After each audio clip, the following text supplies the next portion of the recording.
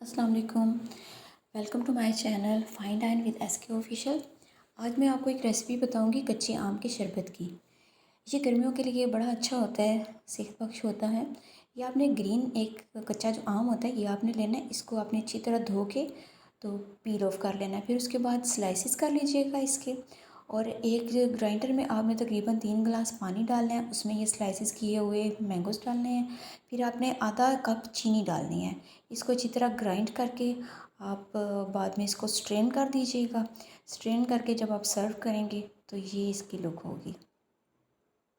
ये बहुत मज़े का खट्टा मीठा सा बनता है, बहुत अच्छा लगता है। ये ठंडा करके आप इसको पीजिए और चीनी आप अपने हिसाब से भी डाल सकते हैं।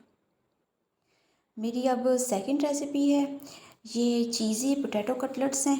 इसके लिए मैंने 1 टेबल स्पून हुशक साबुत धनिया लिया था, 2 जवे लहसुन के लिए थे, 3 हरी मिर्चें, इनको मैंने पीस लिया था।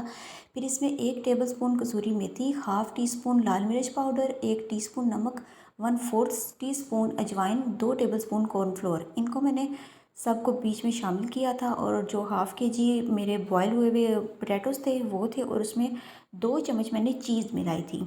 ये चेडर चीज़ भी आप डाल सकते हैं और दूसरी भी आप डाल सकते हैं, मोज़रेला चीज़ भी। उसके बाद आप ये इस तरह इसके कटर्स बना लीजिएगा। कटर्स बना के जब आप रख लेंगे तो उसके बाद आपने एक एग लेना है, उसमें आपने थोड़ा सा चाट मसाला ऐड करना है और इसको फेंट लीजिएगा। फिर इस तरह इन कटलेट्स की कोटिंग करके एग के साथ फिर आप ये फ्राई करेंगे और इनको दोनों साइड से मीडियम आंच पे आप इसको फ्राई कर लीजिएगा। बहुत मज़े के यम्मी से चीज़ी से कटलेट्स आपके तैयार हैं। देखिए माशाल्लाह कितने प्यारा लग रहा है। अब ये दोनों रेसिपीज़ मेरी देखिए, ये है फाइनल लुक। थैंक यू जी, अल्लाह के सपुर्द।